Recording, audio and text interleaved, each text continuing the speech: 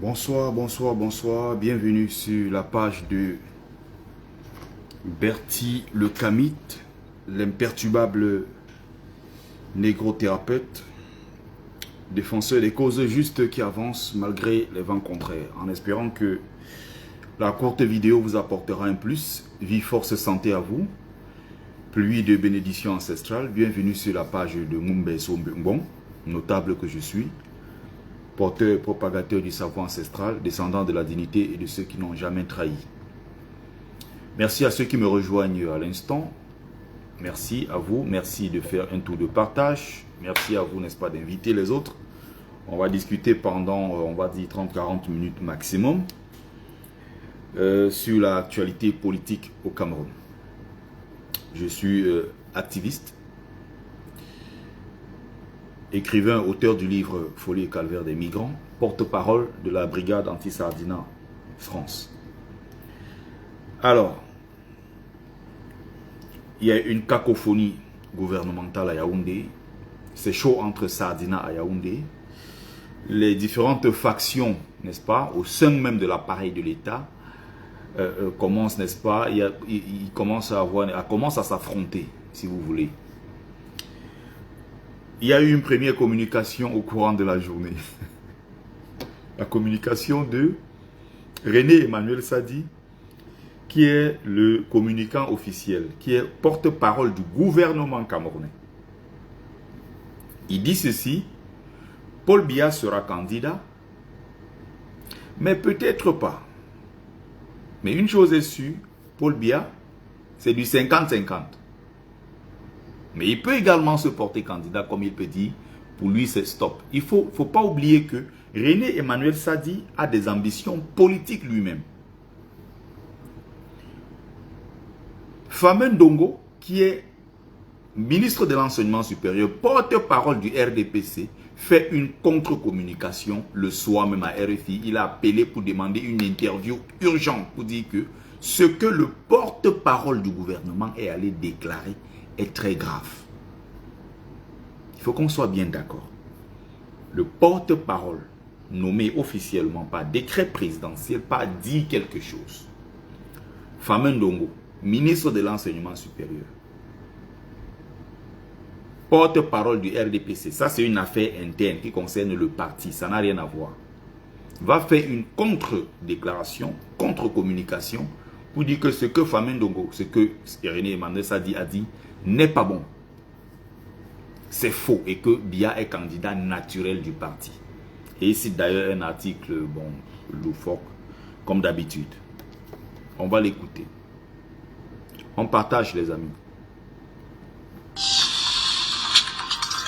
Excusez-moi si je peux, je ne sais pas si j'ai eu le temps de sauvegarder la vidéo parce que j'ai un peu fait le direct. J'ai un peu fait le direct à la hâte. Il aurait été mieux qu'on commence par le communiqué, n'est-ce pas? Le communiqué d'Emmanuel Sadi pour ceux qui n'ont pas écouté. Alors malheureusement, la vidéo se trouve dans l'autre téléphone. Comment je peux le retrouver sur la toile? Est-ce que c'est possible de retrouver ça sur la toile? Je ne sais pas. Mais toujours est-il que si je vous fais un résumé, un bref résumé. Alors, un bref résumé. Emmanuel Sadi disait que c'est du 50-50. Donc, Biya peut se lever un matin, il dit que bon, il va rentrer au village. Comme Biya peut se lever et dire je serai candidat. Sauf que l'autre va dire plutôt que non, il est candidat naturel. Donc il y a déjà des frictions, il y a déjà des clans, des différentes factions qui s'affrontent. Et ça donne ce que vous voyez là. Vous voyez? Donc maintenant, on va revenir sur le communiqué, le contre-communiqué, n'est-ce pas, de Emmanuel, de Famen Dongo. On partage, on partage. Merci à vous d'écouter Radio France Internationale. Il est 20h30 à Paris, 19h30 à Yaoundé, 18h30 en temps universel.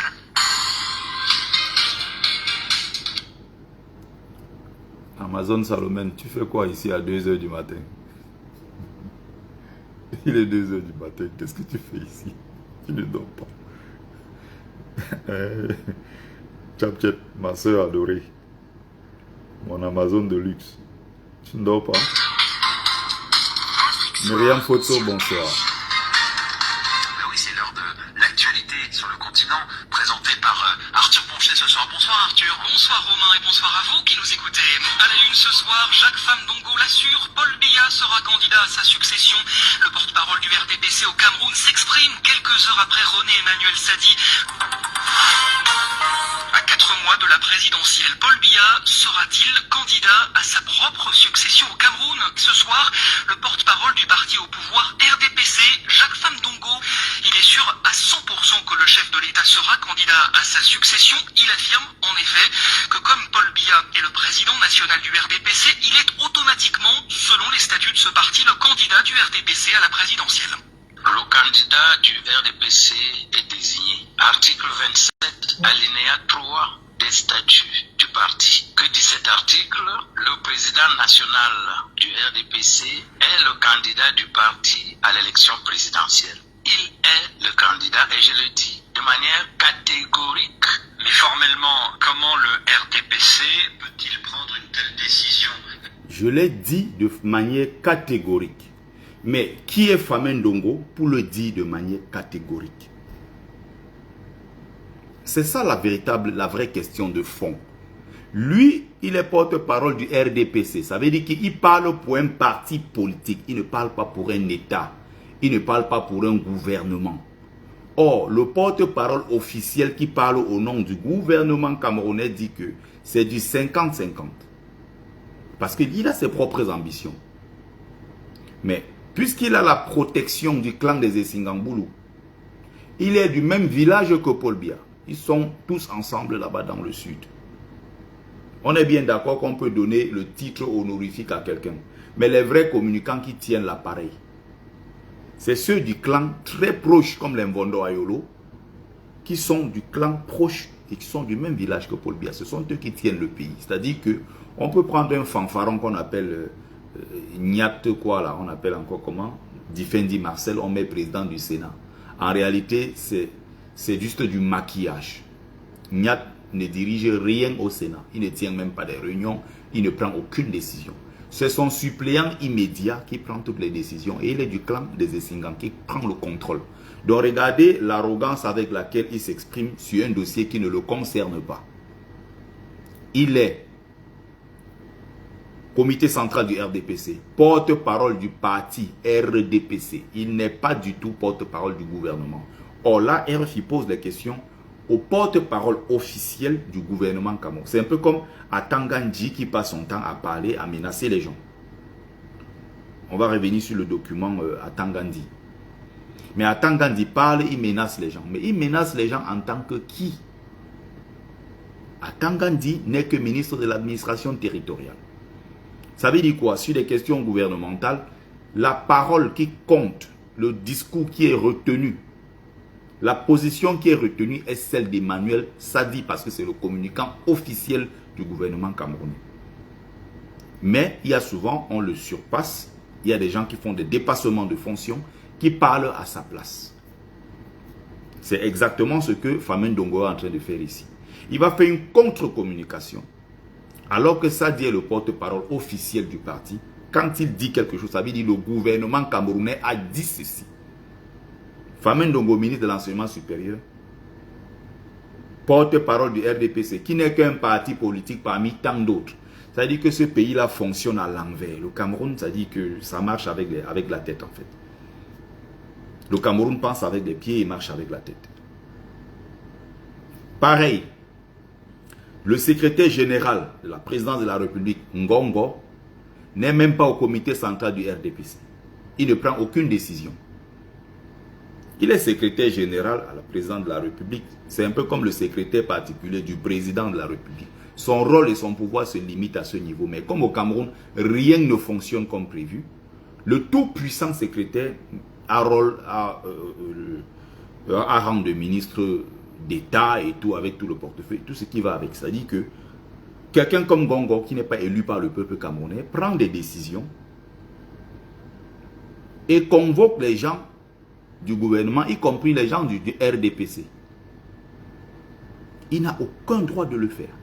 Mais il l'a fait et les totos du RDPC sont venus s'asseoir pour écouter Ngongo. Soit disant Ngongo parle au nom du président. Et il n'a mis aucune photo derrière. Et dès qu'on a commencé à crier, le lendemain, dans les prochaines consultations, il a mis les 2 photos de Paul Biya derrière pour dire que c'est le président qui m'a envoyé.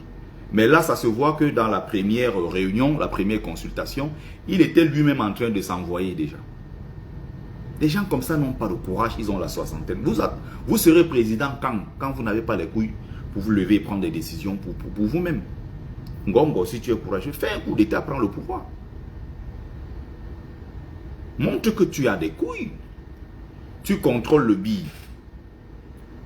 La garde présidentielle est contrôlée de l'autre côté par les Ayolo et les Motazé.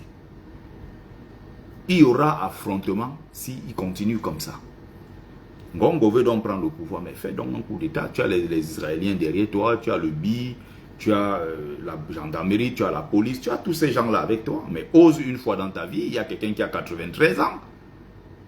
Tu ne vas pas te battre pour fonctionner toujours sous couvert de Paul Biya avec ton fameux sous très haute instruction du chef de l'État. Au bout d'un moment, prenez votre destin en main. Là maintenant, le peuple va dire son mot plus tard. Mais montrez quand même que vous avez les couilles. Ils auront bientôt 70 ans, c'est à l'heure là qu'ils vont se réveiller. Comme on voit les Chiroma se réveiller à 75 ans. L'autre jour, j'ai appris son âge, j'étais choqué. Chiroma a 75 ans, j'ai dit non, ça ne peut pas être vrai. Je n'ai pas tapé sur Google, je vois il a 75 ans. Je vois Belogba Magari, 78 ans. Je dis mais c'est pas possible. Et ces gens sont en train de faire alliance avec eux. Les mêmes qui disent que non, ils ne peuvent pas travailler avec Kamto parce que Kamto a été au gouvernement. Kamto est vieux. Or, Kamto n'a que 71 ans. Ils sont en train de travailler maintenant avec ceux qui sont plus âgés que Paul Biya, que Kamto, et qui viennent de démissionner du gouvernement. Mais c'est juste incroyable en fait. C'est juste incroyable. Donc, on continue. Est-ce lors d'un congrès? Est-ce lors d'un comité central? Est-ce lors d'un bureau politique? On n'a pas besoin d'un congrès, on n'a pas besoin d'autre chose. Nous avons nos statuts. On n'a pas besoin d'un congrès. Or, c'est bien clair sur d'autres articles que le président national, celui qui représente le parti à l'élection, doit être élu lors d'un congrès du parti. Le dernier congrès a eu lieu, on ne sait pas quand, depuis 2010, 2011, quelque chose comme ça.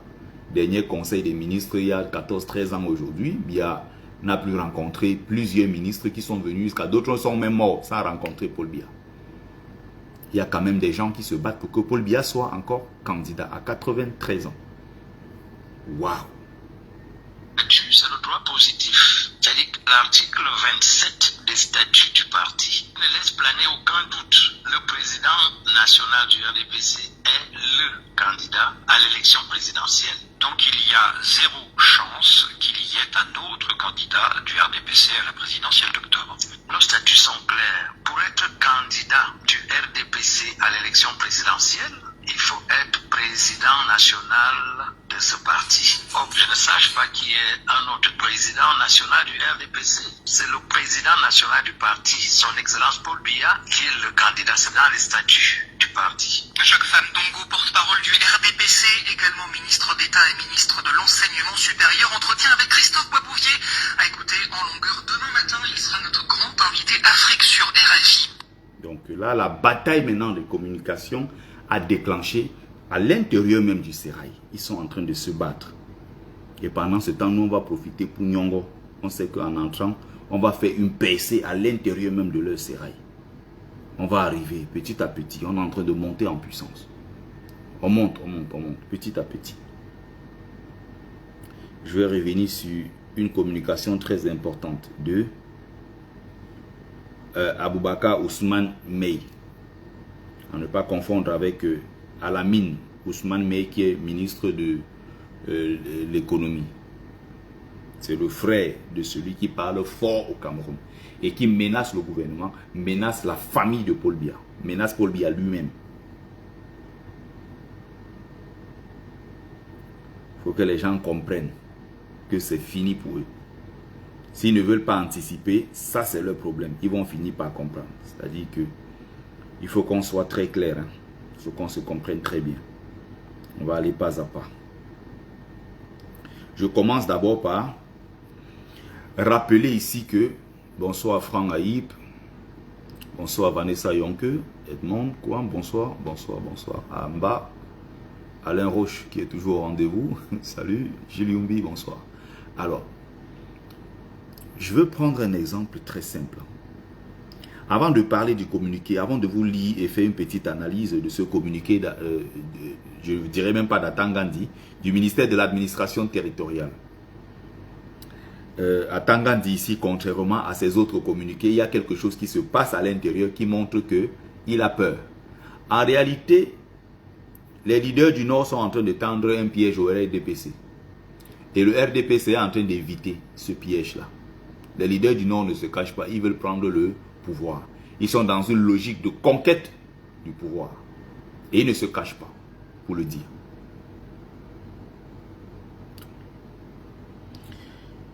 Le même Aboubakar May est passé il y a 3 ans de cela, 2 ans de cela, sur Equinox. Il a dit ceci. Le Grand Nord va sortir le nucléaire. Nous attendons tout simplement que Biya termine son mandat. Pour l'instant, Biya est là parce que c'est notre père Aïdjo qui l'a mis là-bas. On le laisse pour l'instant. Mais sachez que le moment venu, le Grand Nord va sortir le nucléaire et nous aurons un rôle très important à jouer lors des prochaines élections. Il a dit ça à Equinox en regardant comme ça droit dans les yeux des millions de téléspectateurs. Il est sorti de là, il est reparti tranquillement chez lui. Il a fait plusieurs déclarations du même type dans d'autres chaînes de télévision et même dans les médias privés, la presse écrite et tout. Il vit à Yaoundé, hein. Donc il parle comme ça, il ne se cache pas. On le voit à la briqueterie en train de manger le soya. Il sort là, il n'a pas de garde, il n'a rien, il marche dans Yaoundé. Personne ne l'a jamais inquiété. Et il a dit ça sur Equinox. Ils ont commencé à menacer d'autres chaînes, ils ont menacé Equinox, ils n'ont pas menacé lui-même. Mais de quoi ont-ils peur? C'est la question qu'il faut se poser. Mais pourquoi Aboubakar May a le courage de dire ce genre de choses à plusieurs reprises et il n'est pas inquiété? Pourquoi il dit ça vivant à Yaoundé? Il ne fait peur, personne ne l'arrête. Alors que quand Kamto veut même se m'entousser, on arrête, on garde en prison. Pourquoi Aboubakar Ousmane May peut se permettre un tel discours sans être inquiété? Qu'est-ce qui se passe entre-temps? Il avait dit ça que le Grand Nord va sortir le nucléaire. Et voilà ça à 3 mois des élections. Il commence à avoir des défections au sein du RDPC allié. Qu'est-ce qui se passe? Il va à la télé, Equinox encore, il est invité. Il redit la même chose. Et cette fois-ci, il va plus loin. Son frère est ministre. Hein. J'ai dit, Aboubakar May, c'est le fils du père qu'on appelait May. Le père même. Qui était le gouverneur du Grand Nord. À l'époque, c'était qu'une grande partie, une seule région. Ce n'était pas divisé en 3 comme maintenant. Pour des raisons électoralistes du RDPC. Et tous ces trucs-là. C'était l'ami intime d'Aïdjo. C'était lui comme le patron, le roi du Grand Nord. Ce sont ces enfants-là. Aboubakar Ousmane May ne panique pas. Il parle étant à Yaoundé. Il parle à la briqueterie, là il mange son soya. Vous savez ce qui s'est passé? Les forces de sécurité camerounaises ont donné interdiction aux policiers de passer auprès de lui.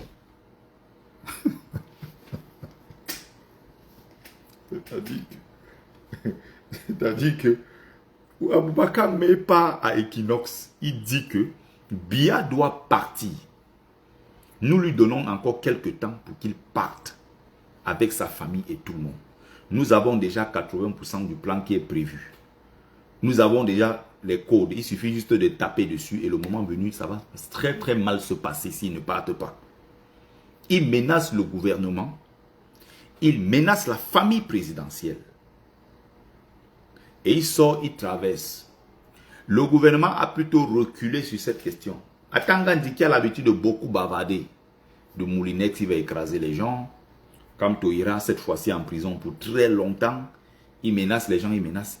Il n'a rien dit. Tangandi, qui bavarde souvent beaucoup. Ils ont peur en se disant que le gars là, ce qu'il veut commencer, parce que dites-vous que quand Aboubakar Ousmane Mey parle comme ça, il sait sur quoi il s'appuie. Il sait qu'il a un soutien quelque part. Il ne parle pas comme ça pour rien. Ça, c'est une provocation et une attaque. Et c'est des accusations très graves contre le gouvernement camerounais. Mais il fait exprès de sortir de chez lui. Il traverse, il part manger son soya en plein ville à Yaoundé. Les gens le voient. Les flics, on a dit que si vous passez vers lui, il peut même peut-être quelque part se dire que ah, les voilà qui viennent m'arrêter. Il envoie directement le message peut-être avec le code et quelque chose se déclenche. Donc à l'heure, si c'est le gouvernement qui a dit que aucun policier ne doit passer auprès de lui. Parce qu'il peut même peut-être s'énerver, se dire que ah, les voilà qui viennent et ça déclenche autre chose. Le Grand Nord est dans une logique de nous, on va conquérir ce pouvoir. Il ne s'en cache pas. Vous comprenez? Atanga dit maintenant on va faire un petit sissia. Sauf que même dans le sissia, c'est un sissia qui est mou. C'est un sissia qui n'est pas très effrayant, entreprenant. C'est un sissia juste pour la forme. Et Atanga dit ici ne s'assume pas. Il dit le ministère de l'administration territoriale a dit que. Il ne dit plus je. Le même gars qui fait les communiqués, il menace les gens en disant que mon plan de riposte en tant que chef terre de quoi, blablabla. Le même Atanga dit dans son discours, il s'est pissé dessus. Appel à l'insurrection du sieur Aboubakar Ousmane Mey sur Equinox TV. Invité de l'émission La Vérité en face sur la chaîne Equinox TV, le dimanche 29 juin 2025, le sieur Aboubakar Ousmane Mey, qui se réclame de l'Alliance nationale camerounaise, a tenu des propos diffamatoires à l'égard des institutions républicaines. Il a mis en garde. Attends, pourquoi ils mettent même les guillemets? Attends, ils ont l'impression qu'on est en train de blaguer. Il a mis en garde de façon très claire. Pourquoi vous voulez brouiller les pistes en fait? Les autorités administratives contre toute tentative d'entrave à son appel à l'insurrection contre l'ordre établi. Selon ses propos, son plan insurrectionnel pour faire tomber le régime est déjà peaufiné et réalisé à 80%. XXL. Sur cette même chaîne de télévision, sieur Aboubakar Ousmane Mey avait accusé le ministre de l'administration territoriale. Est-ce que vous comprenez? Il ne met même pas son nom sur ça. Il avait accusé le ministre de l'administration territoriale. Donc, il n'est même pas suffisamment courageux même pour mettre même son nom. Bon, d'avoir planifié l'agression physique d'une militante de l'organisation des femmes du RDPC, de la session RDPC de la Maison.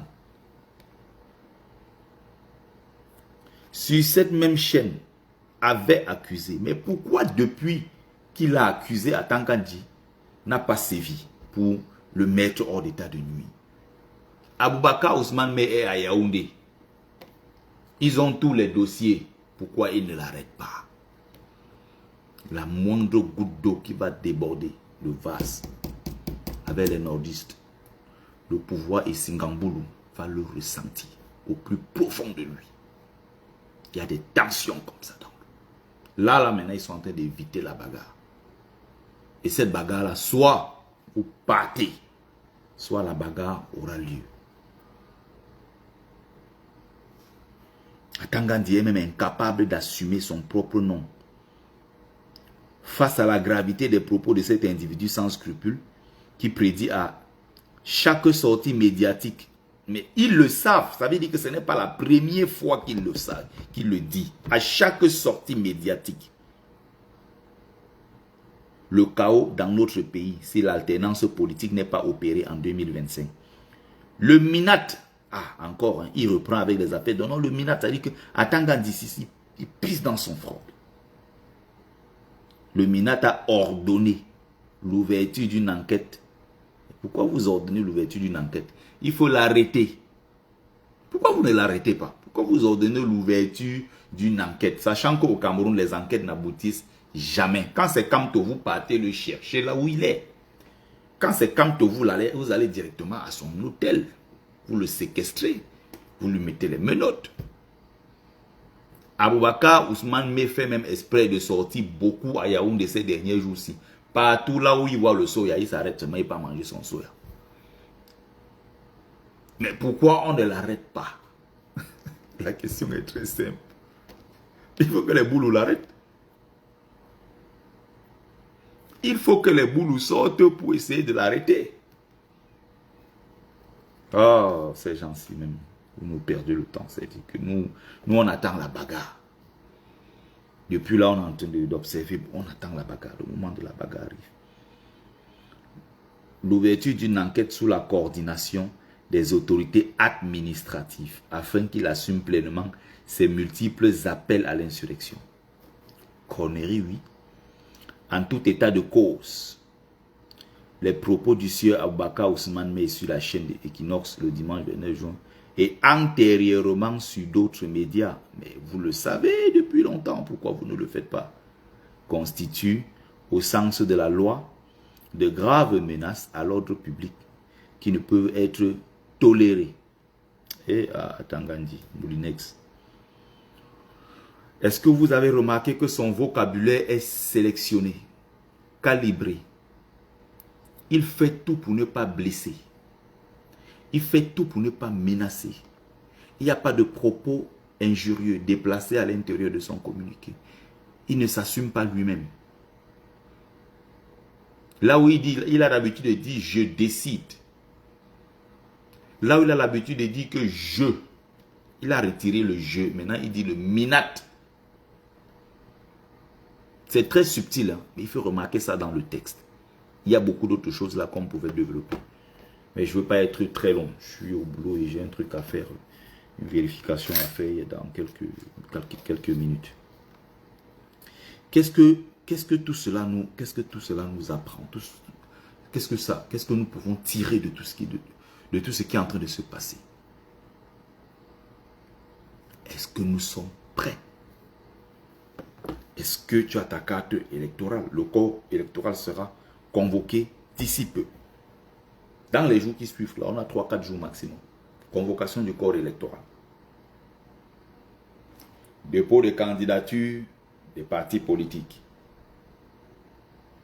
Remarquez récemment que quand il citait les partis politiques et les hommes politiques qui ont fait leur déclaration de candidature, à la CRTV, ils n'ont pas mis le nom de Maurice Kamto. Ça veut déjà dire qu'il faut commencer à attendre. Il faut déjà commencer à s'apprêter que d'ici 10-15 jours, ils vont retirer le nom de Kamto dans la liste des candidats qui vont concourir au suffrage universel direct d'octobre prochain à la présidentielle. Bon, une fois qu'ils vont annoncer que Kamto n'est pas candidat, là maintenant, c'est une autre bagarre qui commence. Parce que nous, on attend la bagarre. Quand ils disaient que oh, l'ambassade, vous avez embrouillé quelques papiers, vous avez cassé. Le tout, si nous allons même que brûler une fois. Je le dis ici, nous sommes le 8 juillet, il est 2h00. C'est Sikanti qui parle, bon, grand notable que je suis. Quand je parle, je ne panique devant personne quand je le dis. Coupez la partie de cette vidéo si vous envoyez. Que les papiers qu'on avait embrouillés là, c'est rien. Cette fois-ci, on va brûler. Et vous allez partir.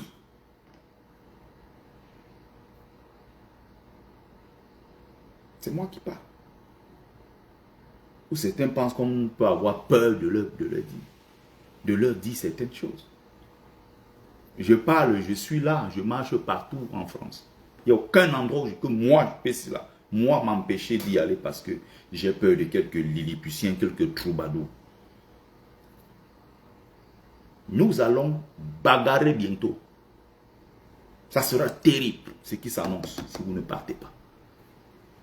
L'élection où on parle, c'est l'élection prétexte pour déclencher la bagarre.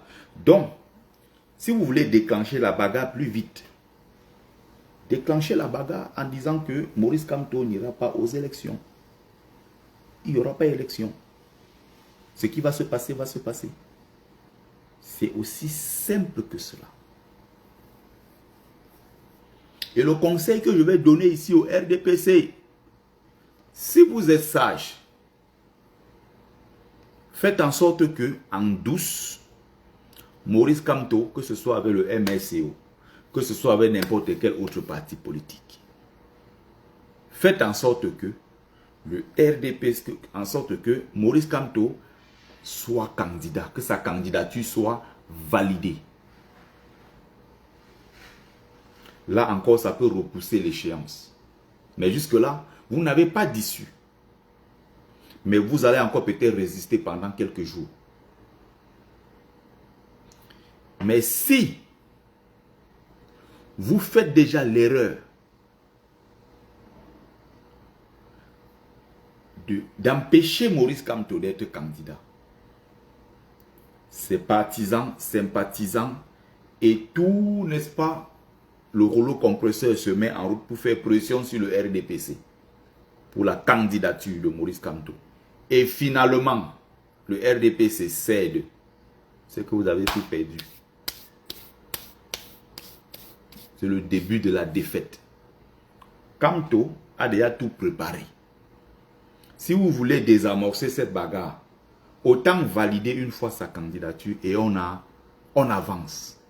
Mais si vous faites l'erreur de dire que Kamto ne sera pas candidat, il vous traîne au Conseil constitutionnel, il met son rouleau compresseur en route, il vous met sous pression et voyant que vous êtes dos au mur, vous finissez par reculer en disant que non, il sera finalement candidat. Là, vous aurez perdu. C'est-à-dire que même le peu de crédibilité qui vous restait, le peu de militants encore, je ne dirais même pas téméraires, mais j'appellerais ces militants des militants suicidaires.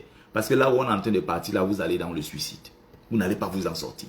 Il n'y a aucune issue. Et bientôt, vous serez en exil, soit en prison, soit ça sera la mort pour certains. 3 issues. Prison, l'exil ou la mort. C'est ce qui vous attend. Donc, soyez très sages, RDPC. Parce que même vos fidèles, les derniers suicidaires qui veulent encore défendre le RDPC en 2025, ils vont perdre toute crédibilité. Si ils disent Kamto ne part pas, finalement Kamto fait pression, il y a le rouleau compresseur. Et quand je dis rouleau compresseur, je ne compte pas sur Amnesty International, je ne compte pas sur Human Rights Watch, communauté de blablabla et toutes ces bêtises qu'on appelle organisation internationale. C'est pour ça que j'avais dit ici en 2019, il faut qu'on se batte contre le régime de façon ouverte, en mobilisant le maximum de personnes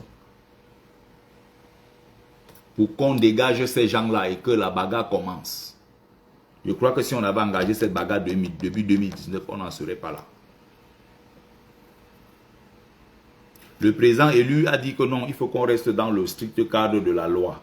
La loi, la loi, la loi. Il était question qu'on dégage les ambassadeurs de merde qui étaient ici, là. On les dégage tous. Vous comprenez? Il était question qu'on dégage tous ces gens-là. Il y a même des choses qui se sont passées en interne que nous ne pouvons pas dire ici sur la place publique.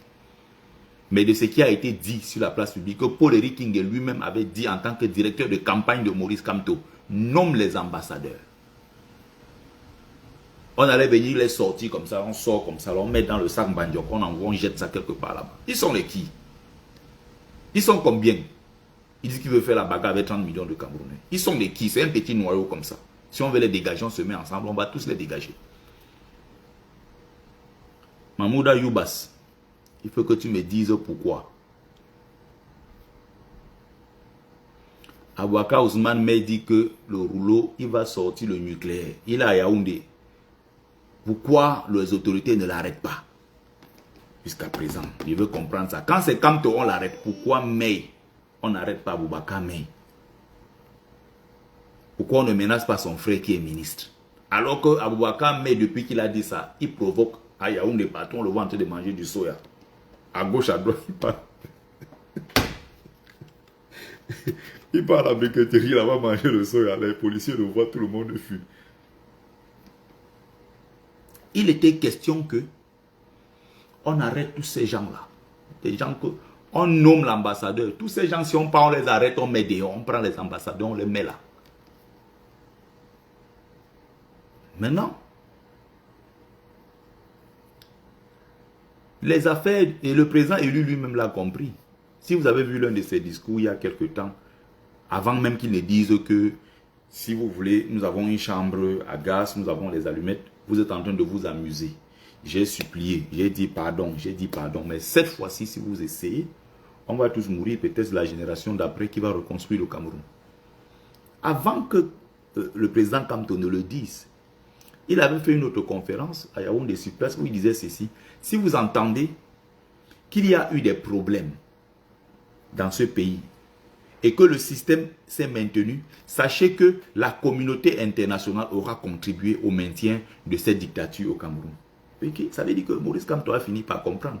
Parce que la vérité, c'est qu'au départ, il a toujours cru, en tant que juriste, que les organisations internationales allaient faire pression sur le régime en place. Or, on n'est pas dans un système comme en Côte d'Ivoire, où c'est les élections à 2 tours, comme au Sénégal, où c'est les élections à 2 tours. On est dans un pays où c'est les élections à 1 tour. Biapa, il tape, il dit j'ai gagné, point. Il n'y a pas 2 organismes qui s'opposent, comme en Côte d'Ivoire. Il y avait 2 organismes, la communauté, il y avait, ça s'appelle le comité quoi, électoral indépendante, et il y avait une autre commission là qui était chargée d'annoncer les résultats. Ce qui va créer le choc, c'est qu'il y a d'un côté, ceux qui disent, il y a l'organisme qui dit que Laurent Gbagbo a gagné, de l'autre côté, quelqu'un dit Ado a gagné. Du moins, les 2 organismes s'affrontent.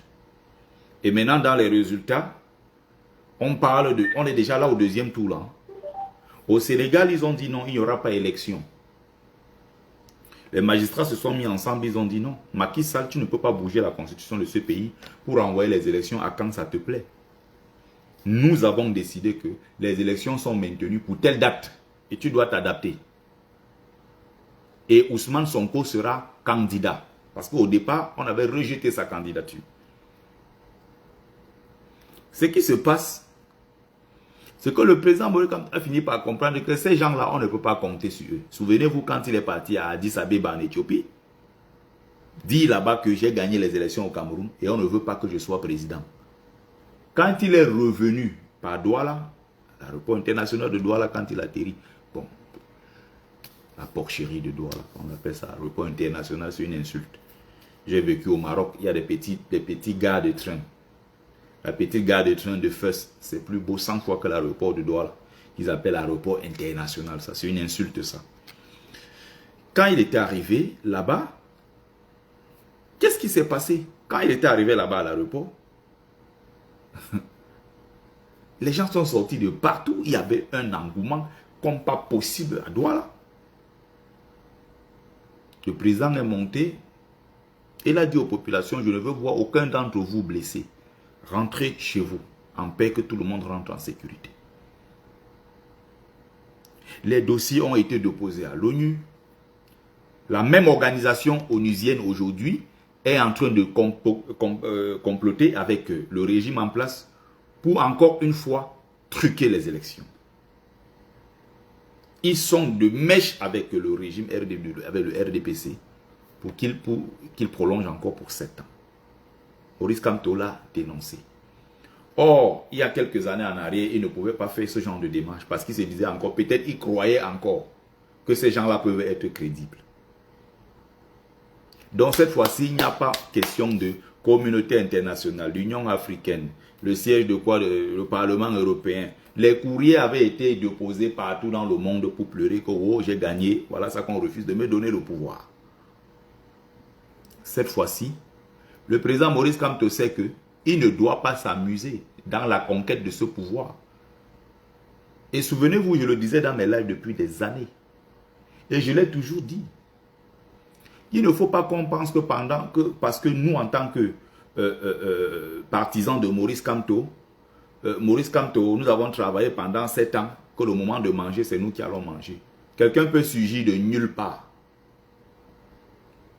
Il vient seulement prendre la chose là et part avec. C'est pour ça que j'ai souvent dit, aux militants du MSC, sympathisants de Maurice Kamto et autres, et même à la base qui est pro-Kamto, il ne faut pas qu'on soit trop sûr parce que on a fait le travail, certes, depuis 7 ans. Mais regardez la tournure que les choses sont en train de prendre. Donc, si nous, on ne s'engage pas à le prendre, les autres vont prendre. Donc, si Paul ne fait pas l'effort qu'il faut pour aller conquérir ce pouvoir, Jean-Pierre va prendre. Si Jean-Pierre ne fait pas les efforts qu'il faut pour aller conquérir ce pouvoir, Aoudou va prendre.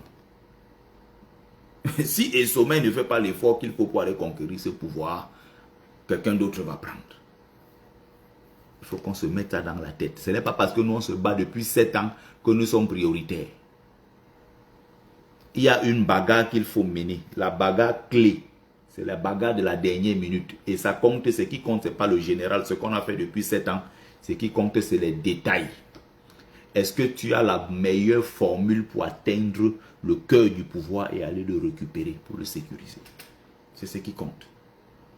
Donc le président Kamto lui-même sait qu'il est sous pression. Et que si à un moment, il veut encore revenir avec les affaires de discours, les gens ne seront pas là pour attendre les affaires de discours de « Oh, je prends à témoin la communauté internationale ». C'est fini ça. Je le dis ici depuis des années, vous pouvez retrouver ça dans mes anciennes vidéos. Qu'il ne faut pas qu'on soit naïf en pensant que parce qu'on s'est battu depuis 7 ans, on est prioritaire. Qu'est-ce qui se passe aujourd'hui? Issa Chiroma a démissionné. Bello Bouba a démissionné. Aujourd'hui, ils sont en train de mettre en place un système. Ils veulent intégrer ça dans la tête des gens que le nouveau leader de l'opposition, ne parlons même pas beaucoup de Bello, on va se parler plus de Issa Chiroma, qui est même le visage qui est le plus connu. Le nom qui est le plus connu, et d'ailleurs, pour certains qui l'aiment et d'autres qui le détestent. Parce que Bello, encore une fois, c'est quelqu'un qui ne parle pas beaucoup. C'est quelqu'un dont les Camerounais, parfois, beaucoup n'ont même pas en tête qui est Bello Bouba. Les gens ne connaissent même pas qui c'est. Or, en termes d'implantation, c'est un parti politique, UNDP, qui est bien implanté au Cameroun. Moi, je suis de Njombe Pendia, donc dans le Mungo. Les partis qui ont toujours gagné les élections chez nous dans le Mungo, qui étaient de l'opposition, la vraie opposition qui détestait le RDPC, c'était le SDF. Toutes les mairies de chez nous, la députation, mairie, tout ça, c'était toujours le SDF. Le RDPC est arrivé très tardivement dans le Mungo. C'était toujours le SDF qui gagnait. Soit c'était l'UNDP. Soit d'autres petits partis politiques qu'on créait comme ça de toutes parts, qui venaient gagner. Comme Paul-Éric King est venu gagner avec une histoire de MMP, quoi, un truc à la con comme ça. Mais l'UNDP, quand c'était véritablement le vrai UNDP de Bello, le Bello qu'on a connu à l'époque, avant qu'il ne parte maintenant se ranger définitivement derrière Paul Biya, quand il s'est rangé définitivement derrière lui pour dire, bon, désormais je suis avec toi, on a fait la coalition, moi j'ai mon portefeuille de ministre que je garde, et puis on fait notre deal politique. Il y a certains qui se sont désengagés. L'UNDP est devenu moins populaire, moins rayonnant, un peu dans le Mungo. Mais sinon, en termes d'implantation, c'est un parti qui a bougé le Cameroun et qui a encore des élus. Sauf que maintenant, quand on parle d'une personnalité qui est un peu plus connue et plus populaire aussi dans le Nord, Issa Chiroma, quoi qu'on dise, c'est un bandit, il a volé, il a détourné l'argent, Issa Chiroma est avec lui, il mange depuis 20 ans, on va dire tout ce qu'on veut. Ils disent maintenant qu'ils ont le dossier de Chiroma. Ils ont sorti les photos de Issa Chiroma avec les menottes. Sauf que Chiroma est là, il est même à Yaoundé. Personne n'a le courage d'aller l'arrêter. Vous ne l'arrêtez pas, pourquoi? C'est ça que j'ai envie de comprendre depuis. Les boulous. Les boulous, ils ont un problème. Le système des Essingans, ils ont un véritable problème. Si c'était Kamto comme ça, c'est qu'il a encore des guides depuis. Si c'était un militant du MSC, c'est que même au fond du trou, on allait le chercher. Issa Chiroma parle, il est là. Abaka Ousmane vient vous narguer sur Equinox en direct. Il dit que Chantou doit partir et qu'ils ont le code qui vont sortir le nucléaire. À Tangandi fait un simple communiqué, il n'est même pas capable d'assumer ses propos. Quand c'était Kamto, il a dit qu'il va sortir le Moulinex. Il a dit que cette fois-ci, Kamto va rentrer en prison et pour très longtemps.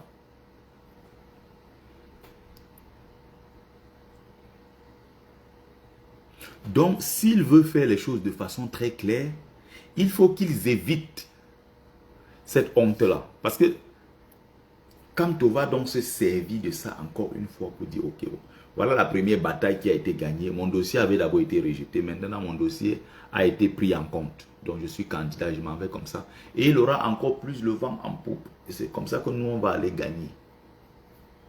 C'est une bataille qu'il faut éviter. RDPC, ça ne sert à rien. Vous allez que partir par tous les moyens.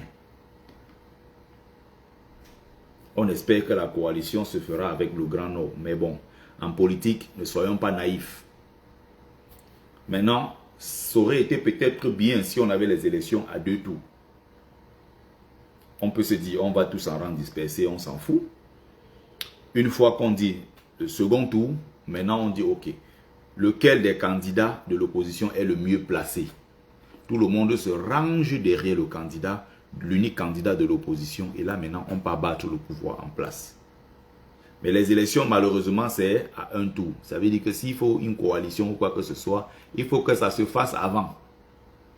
Sauf que le Grand Nord a eu le pouvoir. Quand je dis le Grand Nord, façon de parler, il faut qu'on se comprenne. Pareil que quand on dit, bon, le clan des Essingans et tout le reste. Depuis 58, où Ahidjo a véritablement pris le pouvoir, la réalité du pouvoir, il a contrôle depuis 1958. On va prendre de 58 Premier ministre, 2 ans après, il devient président, jusqu'en 1982. Et même après encore, il avait une certaine influence, avant que le grand nettoyage ne se fasse en 1984 avec le faux coup d'État.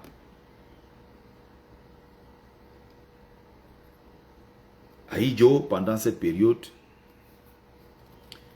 a fait sa part qu'il pouvait faire. Il y a le passif, hein, parce que je ne suis pas un Bamileke en tomate sans caleçon comme beaucoup. Je ne peux pas être un Bamileke qui va sanctifier Ahidjo. Le même Ahidjo qui aime mes parents. Ce n'est pas possible. Je suis descendant de ceux qu'ils ont appelés les maquisards. Mon grand-père, Nganye Pierre, il était le président de la sous-section du maquis à l'ouest. Il s'est battu. Ils ont enterré les membres de leur famille. Il a été abattu, beaucoup de gens dans ma famille. Il y a même d'ailleurs des documentaires, des films documentaires sur l'histoire du Cameroun où vous voyez les membres de ma famille, ils sont nombreux. Je suis d'ailleurs en train de travailler sur cette question-là. Donc, il y a un Ahidjo qui a posé les bases, les jalons du Cameroun que nous voyons aujourd'hui. Un Cameroun rayonnant de l'époque là, avant que Biya ne vienne le détruire. Je suis ici, hein, là où je me trouve, je suis dans un quartier chic de Paris. Incroyable quartier chic. Si vous allez là, après la rue qui est juste là, la rue parallèle, juste après, vous tombez sur une grande rue et vous avez là-bas, à l'époque, le siège même de la Camer. C'était là-bas. Quartier chic de Paris. Regardez où se trouve l'ambassade du Cameroun à Paris. C'est dans le 16e arrondissement. C'est l'une des villes les plus chères au monde. Le mètre carré de terrain là-bas, on ne vous dit pas. Regardez le joyau architectural que c'est. Regardez dans quel quartier l'ambassade du Cameroun en Angleterre. Regardez aux États-Unis, regardez partout. Il y a des ambassades de certains pays africains ici, dans des quartiers poubelles. C'est vous dire l'idée qu'Ahidjo avait du Cameroun à l'époque. Il a pris là, il a mis là. Là. Biya est venu, il a pris là, il a remis au sous-sol. Donc on est obligé maintenant de reprendre tous les morceaux, recoller pour pouvoir remonter. Le tissu industriel avait été créé sous Ahidjo, les premières institutions, tout le reste, tout ce travail qui avait été fait, le travail de pacification à un certain moment, on a relancé, on a mis les bases de l'économie, le pays fonctionnait, tout était bien jusqu'à ce que Ahidjo décide un matin, je ne sais pas ce qu'il avait fumé ce jour-là, de nous mettre dans la merde. Sa femme lui dit non, le gars là est dangereux, il n'écoute pas. Il y a deux nordistes qui s'étaient déplacés jusqu'à la dernière minute pour dire que nous on veut rencontrer Ahidjo, qu'il ne fasse pas l'erreur avec Biya. Il a dit non, non, non, non, non, les deux là. Sa femme l'a réveillé à plusieurs reprises, il a dit non. Je suis fatigué, j'ai géré pendant 25 ans et tout le reste. Je pense que celui-là, il peut faire l'affaire. Les gens là venaient dire à Aïdjo que le gars là ne lui confie pas le pouvoir. Il a dit non, je sais ce qu'ils veulent me dire, les deux là, laisse-les. Je ne veux pas les voir parce qu'ils viennent comme ça me dire que je ne donne pas le pouvoir à Paul Biya.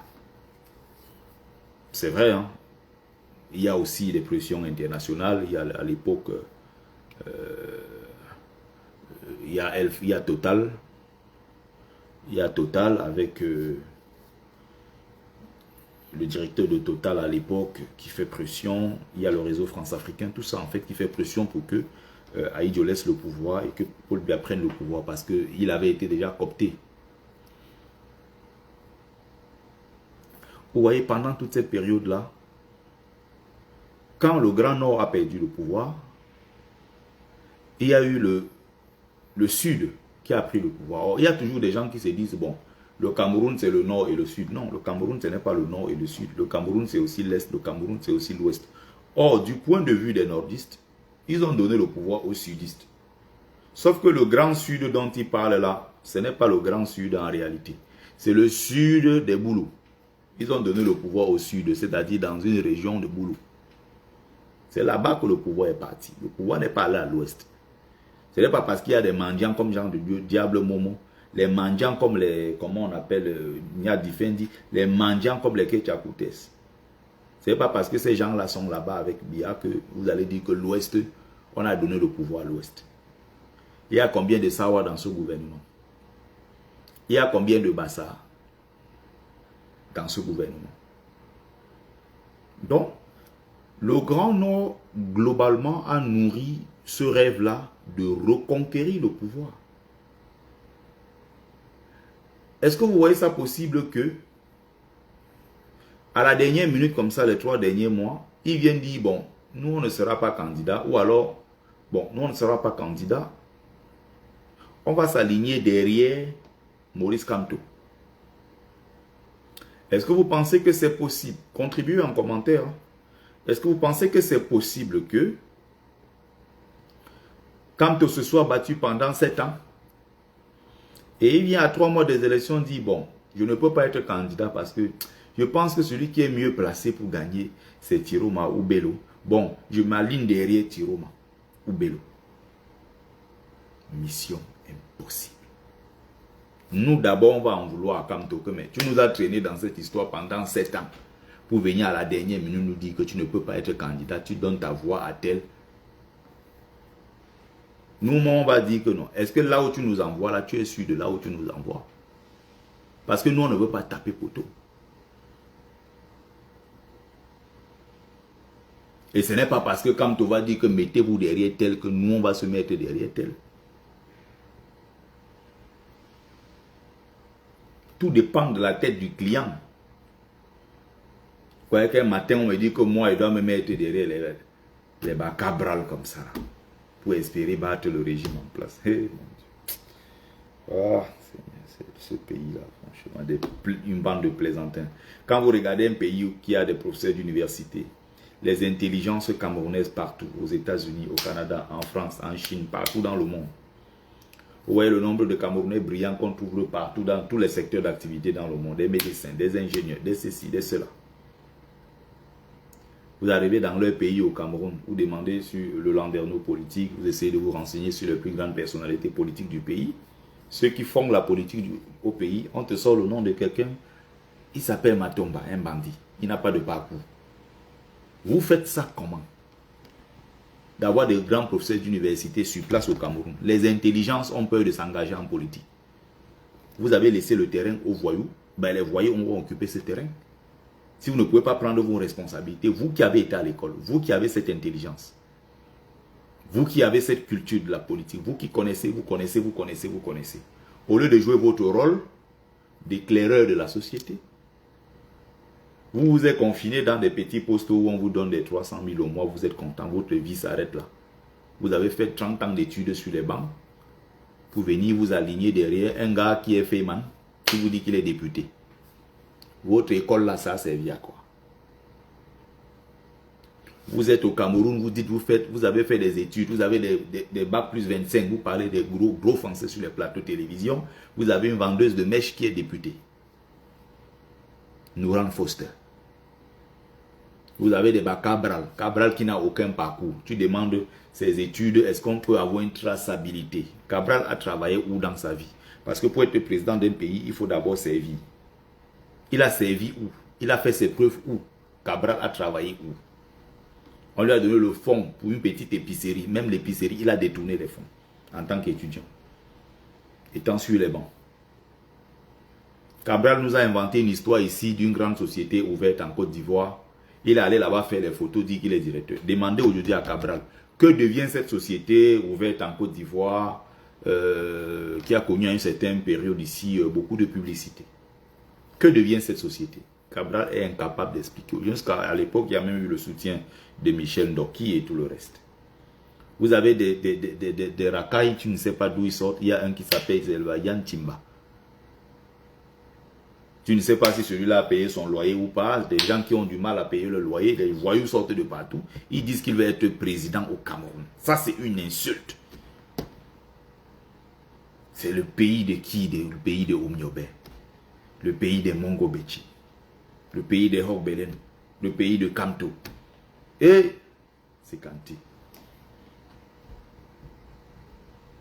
Vous avez regardé des gens comme ça. Il y a un là qui s'appelle, où c'est Espoir Billon. Quoi là? Billon, je ne sais pas d'où. L'UPC historique qui était le parti qui s'était battu. On a profané la mémoire de ce parti. Aujourd'hui, ils sont alliés du RDPC. Vous imaginez? Quand je parle de RDPC, entendez ici UCUNC. C'est-à-dire que le RDPC que vous voyez là, c'est le parti politique créé par Aïdjo. Ce n'est pas Biya qui a créé le RDPC. Biya a changé le nom. Donc ce voyou qui est à la tête de notre pays depuis 43 ans a été lui-même incapable de créer un parti politique. Il a pris les anciens statuts et tout, puisque c'est lui qui avait continué l'œuvre d'Aïdjo. La constitution avait été claire là-dessus. Biya a pris le pouvoir à la suite d'Aïdjo. Biya a continué. En 85, il s'en va à Bamenda, il modifie quelques petits trucs. Il change le nom. Même un parti politique, le voyou n'a pas été capable de créer.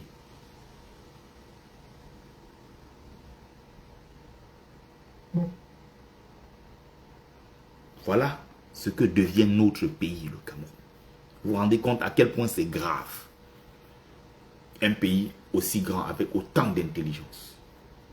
C'est très grave. Donc, dites-nous, qu'est-ce que vous en pensez? Parce que ça va se passer comme.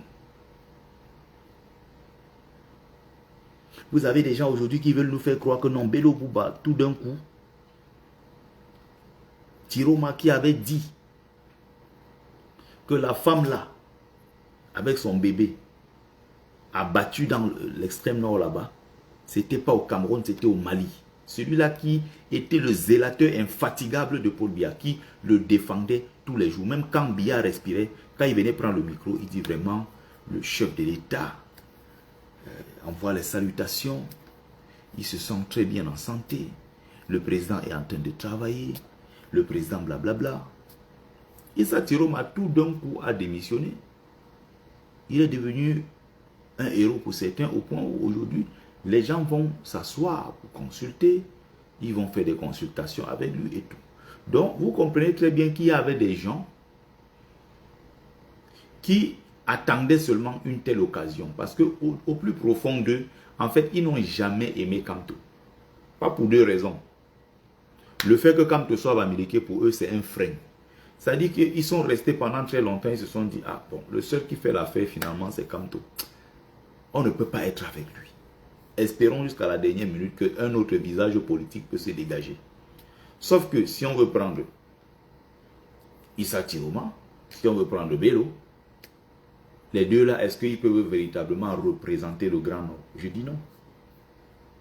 Certains vont se mettre derrière lui parce que bon, Issa Tiroma, peut-être Bello, bon, c'est les visages du Grand Nord qui ont émergé ces dernières années. Ces derniers mois, je vais dire. Mais il mange avec ce régime-là, ça fait 30 ans, ça fait 35 ans. Il ne peut pas démissionner à 3 mois des élections et vous faites de lui tout de suite un héros. Alors que depuis toutes ces années-là, il était calme. Quand on parlait des problèmes d'eau dans le nord, d'électricité, des affaires de Boko Haram, de l'insécurité, des enfants qui meurent de maladies, de paludisme, de famine et tout le reste. Tiroma ne disait rien. Bello ne disait rien. À 3 mois, ils disent maintenant qu'ils ont démissionné. Il y a des gens qui se mettent derrière lui parce que c'est le frère du village du Nord. Parce qu'il faut absolument présenter un candidat du Nord. C'est ce que Mamadou Mota lui-même dénonçait. C'est ce que le docteur Boucher dénonçait.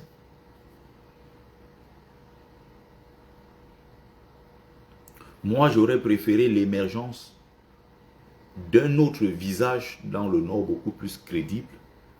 Un autre visage beaucoup plus jeune, beaucoup plus crédible. Mais ces gars-là que je vois là, Tiroma, Bello. Mais, est-ce que c'est dans ce sens-là qu'il faut regarder les choses à proprement parler? Non. Si c'est ceux-là qui sont mieux placés, je ne sais pas parmi les deux, hein, je dis toujours, ça peut arriver pour tout, peu importe. Si demain c'est Bello, si demain c'est Tiroma, et que le RDPC est renversé, ça c'est notre priorité des priorités. C'est-à-dire que ce soit même le diable, peu importe. Il faut d'abord que le RDPC soit mis hors d'état de nuire. C'est un travail. Hein? C'est tout un travail. J'ai l'impression que les gens ne mesurent même pas ce qui nous attend. Que ce soit Kamto demain président, que ce soit Cabral, que ce soit, je ne sais pas, Tiroma, que ce soit, je ne sais pas qui d'autre. Parce qu'il y a un nom là qu'on cite beaucoup, Alamine May, qui est le ministre de l'économie, le frère d'Aboubakar May, qui est un peu très fort dans son discours depuis quelques années d'ailleurs. Bon, les gens le citent, mais il est encore dans le gouvernement. Il n'a pas démissionné. On ne sait pas ce qui se passe, on ne sait pas ce qu'il prépare. Mais une chose est sûre, c'est qu'il faut d'abord que le RDPC parte. Et quand il disait que ça ne sera pas facile, ça ne sera pas facile. Pourquoi? Parce que le prochain président du Cameroun aura beaucoup à faire. Il y a plusieurs luttes à mener et sur plusieurs fronts. Si on commence d'abord par l'administration camerounaise, soyons honnêtes, il va falloir faire un nettoyage terrible dans l'administration camerounaise. Il y a des gens qui ont 85, 90 ans qui travaillent encore, soi-disant. On doit les arrêter. Ils doivent rembourser l'argent là dans les caisses. On dit, ok, tu étais censé aller à la retraite, à quel âge, je ne sais plus combien. Tu as encore travaillé 10 ans au-dessus. Les 10 ans là, on reprend tout ça, on met dans les caisses pour former les enfants qui vont travailler. Parce que les enfants là sont jeunes, ils ont la force. On prend un père de 90 ans qui est encore père de la police, Martin Bargangeli, le père de la police. Il a 93 ans. Donc, il faut comprendre. Qu'est-ce qu'on fait concrètement? C'est ça. Vous avez une administration qui est prise en otage par le clan des Essingans. Avec un seul coup de fil, Makarna, on met des gens à des postes clés de l'administration. Donc si demain, prenons Cabral président, ou demain, prenons Tiroma président, il arrive là-bas, ou prenons Kamto président, ou prenons je ne sais qui.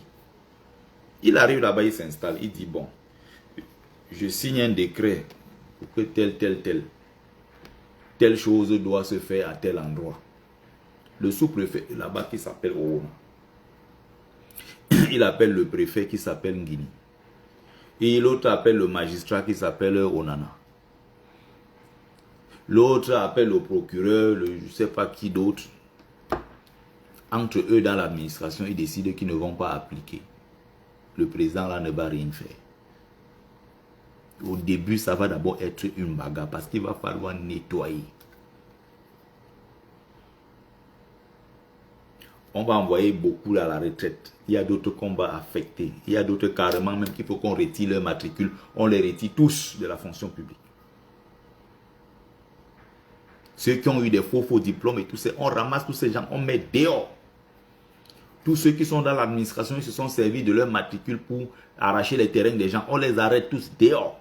Moindre pépin dans l'administration, vos matricules là, on efface les bêtises, on vous sort de là. Il va falloir faire le nettoyage de toutes les racailles qu'il y a dans l'administration camerounaise. Tu arrives dans un bureau, on prend ton dossier. Quelqu'un a les yeux comme ça. Il a les yeux normaux comme ça. Je ne sais pas pourquoi dans les bureaux de chez nous, ils font ça. Ils mettent ça jusqu'ici.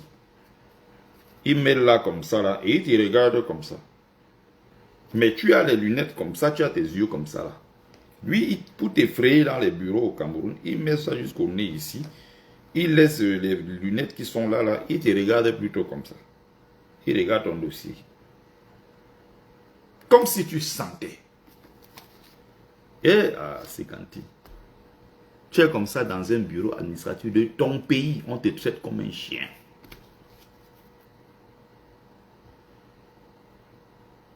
Donc, dites-vous que demain, ça peut être même comme tout. Il dit que je prends une décision comme ça. Le clan des Essingans dit que nous, on n'applique pas ça. Ça va être une bagarre terrible. Parce que tout ce qu'ils ont comme espoir est en train de s'écrouler. La capitale, Yaoundé, c'est chez eux comme ils disent. Ils ne voient pas Yaoundé comme la capitale de tout le Cameroun. Non, ils voient Yaoundé comme leur village. Et donc, si c'est un Bamileke, ils vont dire, attends, quand le Bamileke ne peut pas venir nous donner les ordres chez nous, pour lui, la notion d'État n'existe pas. C'est son village, Yaoundé. Et parfois, celui qui te dit ça est Boulou. Or, Yaoundé, c'est le centre. Boulou, c'est dans le sud. Même Biya lui-même à Yaoundé est un étranger. D'ailleurs, les gens du centre, pour certains, ne supportent même pas Paul Biya. Ils te disent que celui-là, c'est un étranger sur notre sol. Mais comme c'est la grande famille, on s'entend quand il faut être contre les autres. Mais quand ils sont entre eux, ils disent les vérités. Les gens qu'on appelle les Manguissa, tout ça, les trucs là, les Bachenga et tout ça, ils sont loin là-bas. Les étones là, dans Tézé Boulonga. Pour eux-mêmes, les étones là, même, c'est des métissés ratés avec les Bamileke, avec le sang mélangé là. Eux-mêmes qui se considèrent comme les nobles boulous, ils n'entrent pas dans ces choses-là. Est-ce que vous avez vu dans ces choses-là, vous avez entendu un étonne dans ça? Ils ont quelle décision? Ils peuvent prendre quelle décision au sein du Sérail? Rien du tout. Vous avez vu les étonnes dans ça? Est-ce que vous êtes allé sur la page de Fridolin Key? Est-ce que vous avez suivi la vidéo où Fridolin Key disait que... La vidéo dans laquelle Fridolin Key disait ceci. Si Martinez Zogo était un boulot, on n'allait jamais faire ce qu'on a fait sur lui. On a fait ça à Martinez Zogo parce que Zogo est étonné. Les suprémacistes au boulot ont pris le pays en otage. Ce n'est pas normal. Ces gens-là doivent partir. Ils ont trop de mépris pour notre tribu, nous les étonnes. C'est Fridolin qui dit ça, ce n'est pas moi qui dis. Mais c'est que comme c'est moi qui dis et que je suis Bamileke, ils vont dire que ah, celui-là, il est sur le tribalisme. Bon, à quoi que je m'en fous complètement. Ce que vous pensez de moi, ça ne change même pas, je ne sais même pas quoi dire. Vous ne m'intéressez pas. Vous pouvez bavarder, ça c'est votre problème. Depuis combien d'années, nous on parle étant clair dans nos propos, on n'a pas peur de qui que ce soit. Et en plus, je suis notable. Donc quand je parle avec la puissance et la bénédiction de tous les ancêtres méritants qui sont derrière moi et qui me disent que Mumbeso, bon, va faire ton travail, va parler. Les gens qui pensent pouvoir m'effrayer, vous êtes de qui? Quelqu'un perd la route un jour, il sort devant moi, je fais comme ça, je claque comme ça là, il sort comme il traverse là, il ne rentre plus jamais chez lui. Je claque comme ça là, il disparaît. C'est les qui ça? Je les entends sur les réseaux sociaux, ils s'agitent et tout. Je claque comme ça là, je vous rends fou. Des malades comme ça là, qui, quand moi je parle quelque part, nous les initiés, quand nous parlons, vous avez des voyous sur les réseaux sociaux qui se lèvent, quand nous parlons, ils viennent aussi parler. Ils sont les qui? Quand quelqu'un comme moi parle, des petits tordus, des lilliputiens, ils viennent parler quand nous, les géants, nous parlons.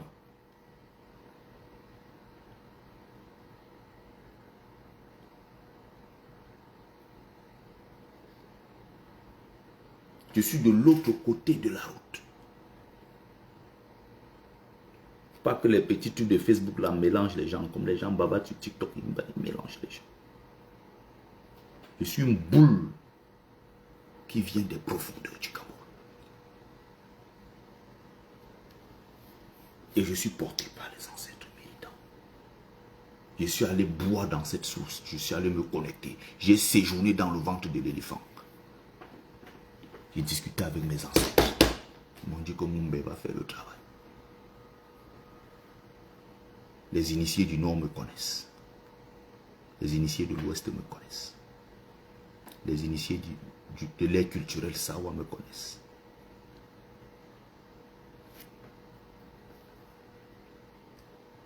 Les initiés, même Fambeti Boulou, me connaissent.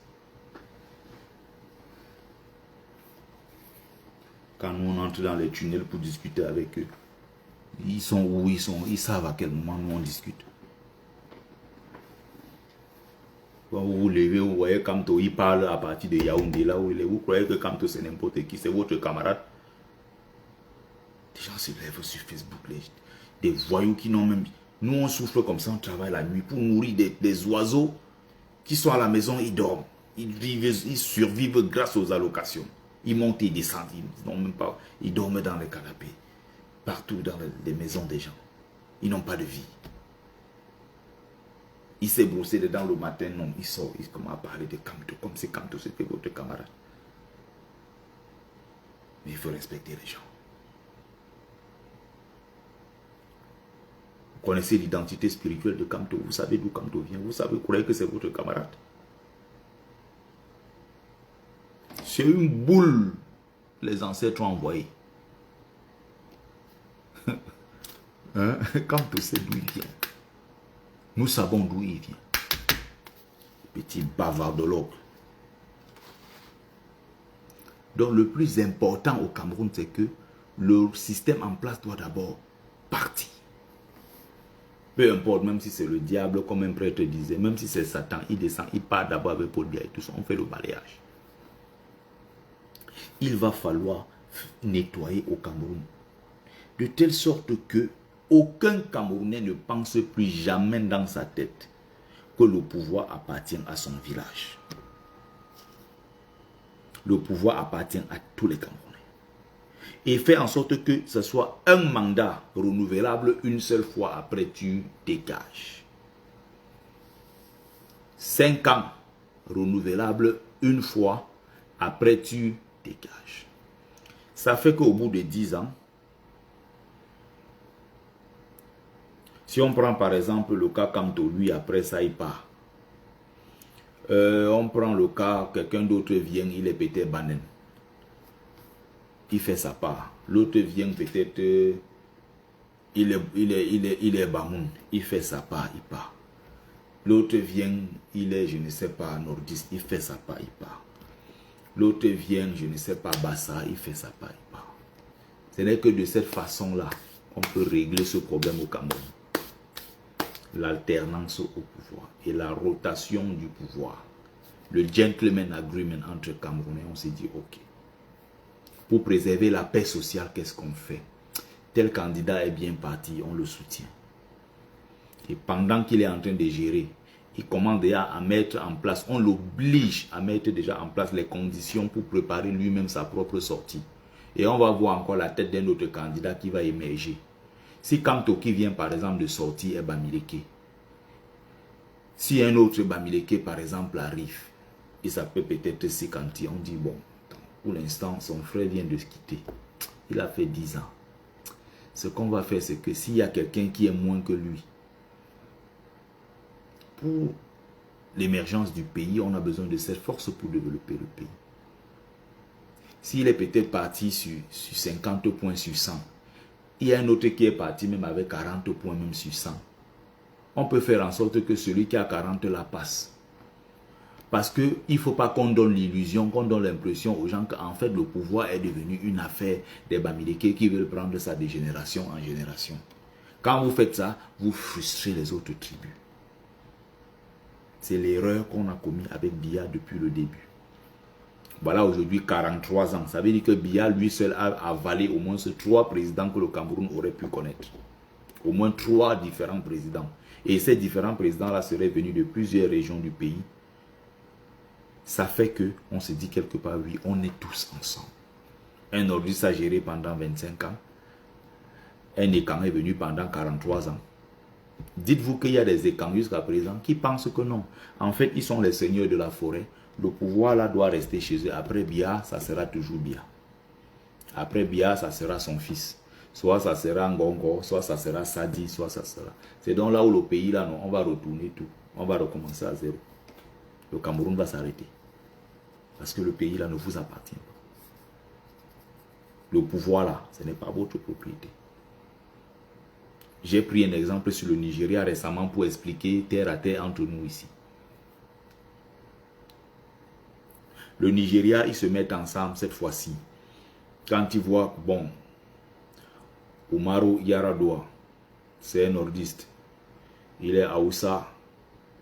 Il est en compétition avec tel, qui est par exemple Igbo.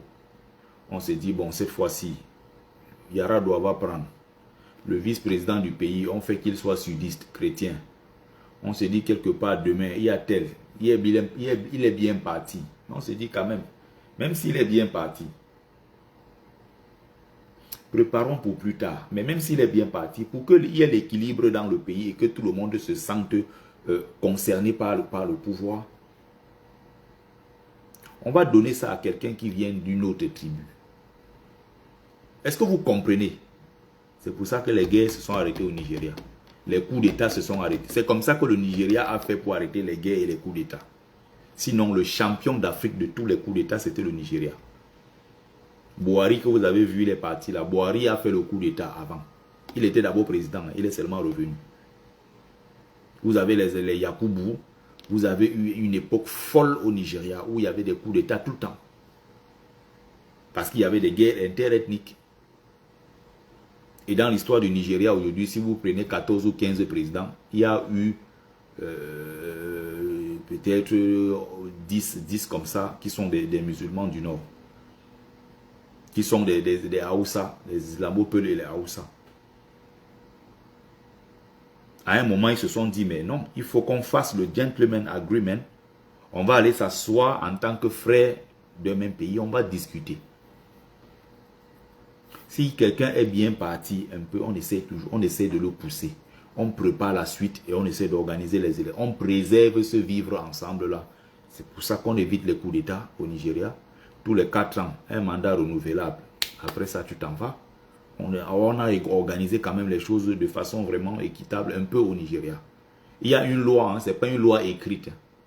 Elle n'est pas écrite quelque part. Mais c'est une entente, n'est-ce pas, entre les fils de la même maison. Ils se disent pour préserver la maison commune qui est le Nigeria, comment on fait?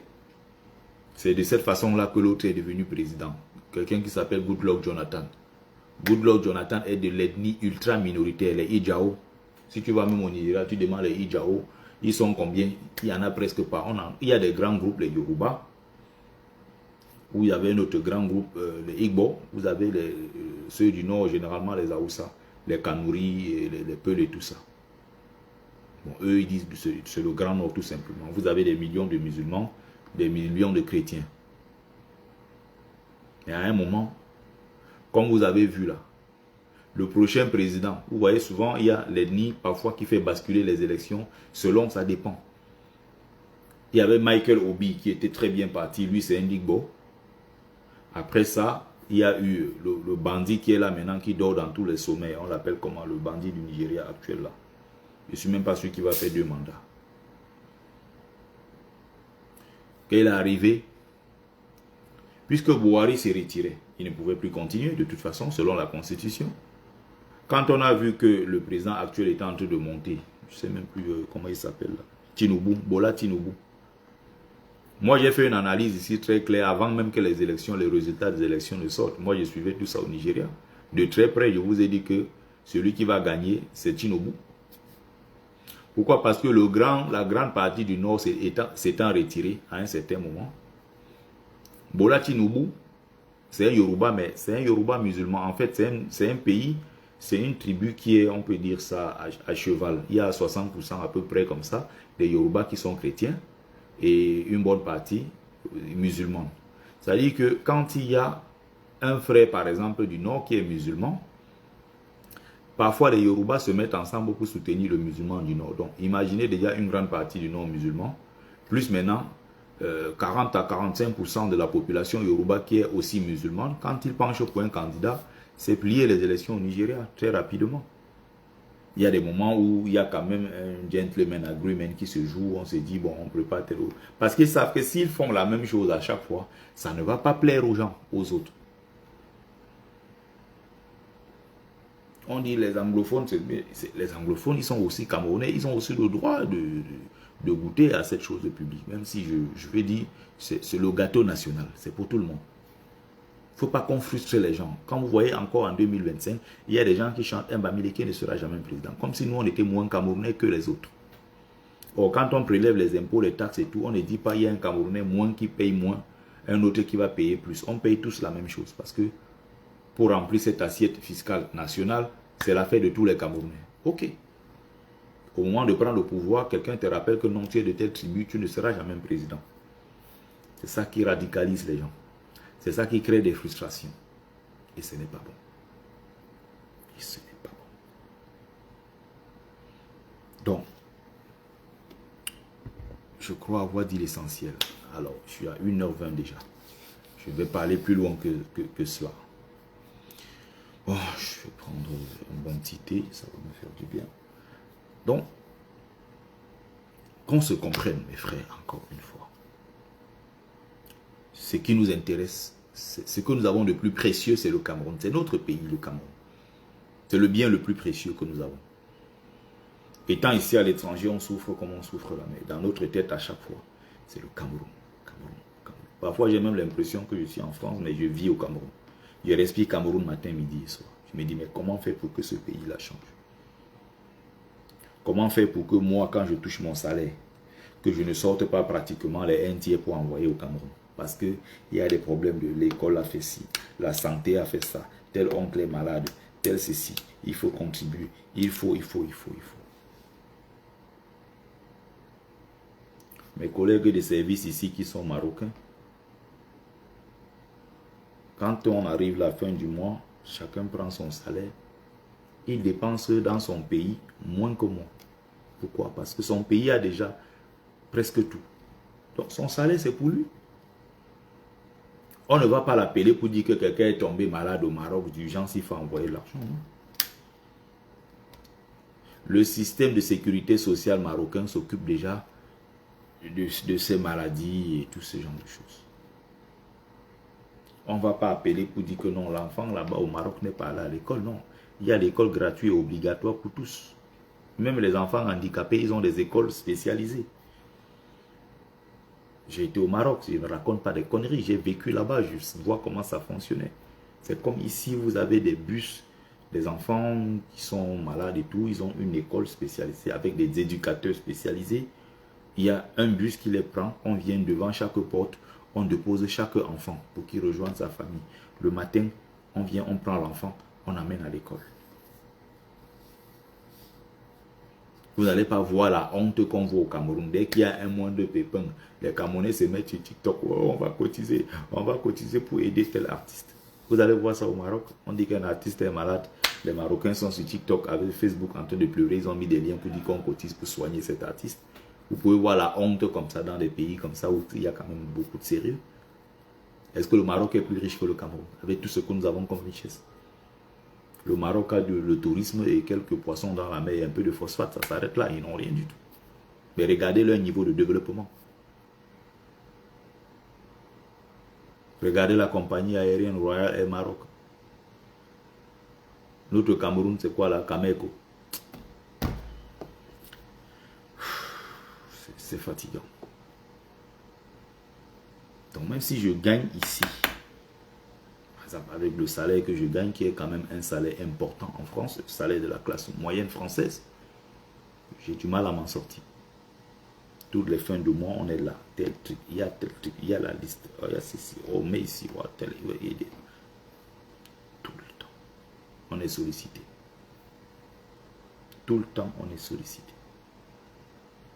On a des collègues qui sont là. Tu ne vas jamais entendre. On va te dire que on l'a appelé parce que ces problèmes-là, c'est basique, c'est déjà résolu.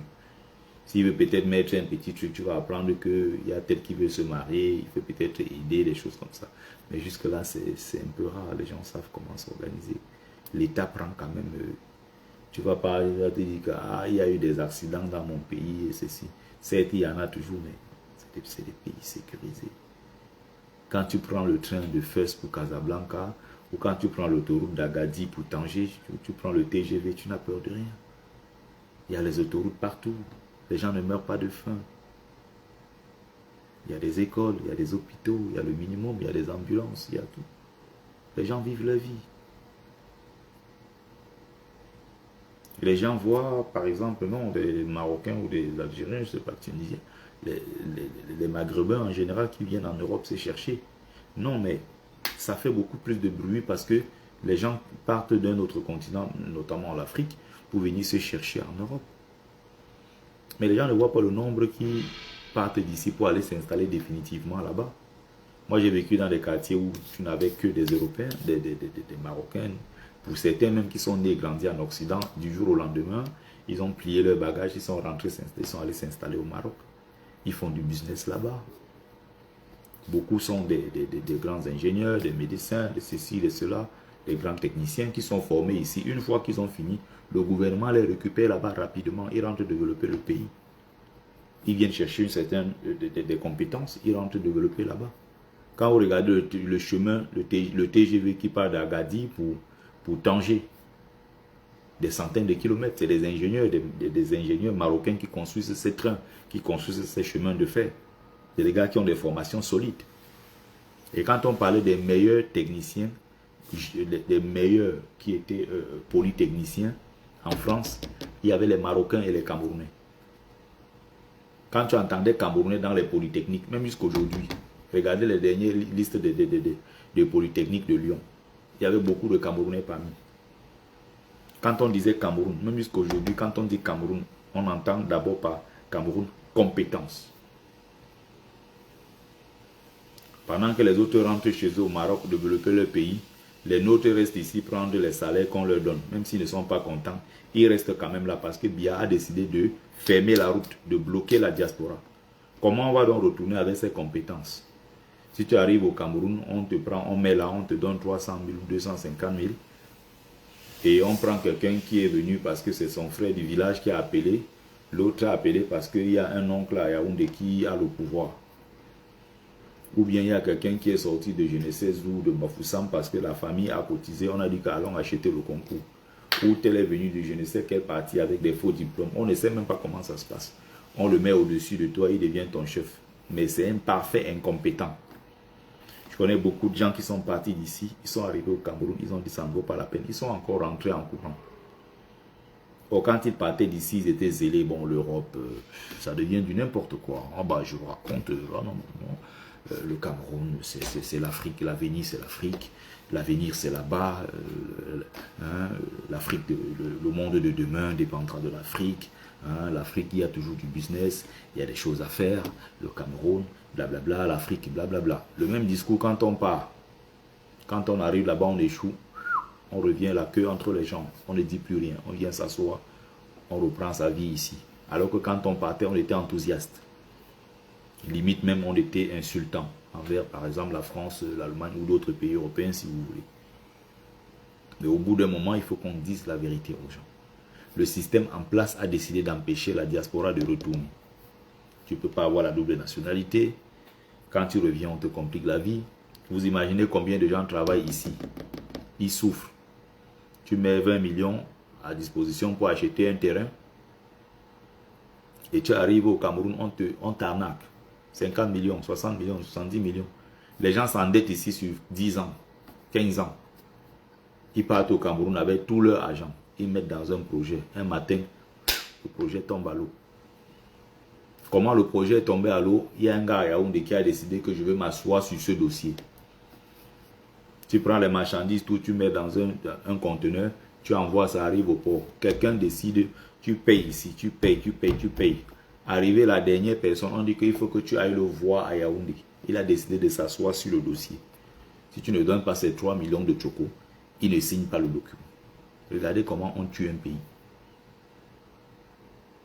Lui qui est venu là, est venu avec marchandise peut-être qui coûtait 2 millions. Puisqu'il a trop dépensé 4 millions pour la même marchandise, il s'est dit, bon, maintenant je vais récupérer mon argent. Lui aussi, il double les prix. Finalement, c'est le simple consommateur qui va payer cher pour un truc qui ne coûtait pas trop cher. Pourquoi? Parce qu'il y a des gens dans les bureaux là-bas assis qui ont décidé de manger. Tu arrives dans des quartiers, on te dit, voici les quartiers des douaniers. En 3 ans dans la douane, il t'a construit une maison de 100 millions. Il prend cet argent là où? Comment tu peux construire une maison de 100 millions de francs en l'espace de 3 ans seulement dans la douane? Où est-ce que tu prends cet argent? Comment on fait donc pour changer ces choses? Bon, je vais m'arrêter là. Merci à ceux qui ont pris le temps de regarder ce live. C'était Bertie le Kamite, l'imperturbable négro-thérapeute, défenseur des causes justes qui avance malgré les vents contraires, en espérant que ça vous a plu.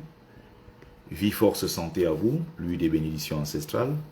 C'était Ngumbeso Mbungbong, notable que je suis, porteur propagateur du savoir ancestral, descendant de la dignité et de ceux qui n'ont jamais trahi. Otep, Otep, Otep.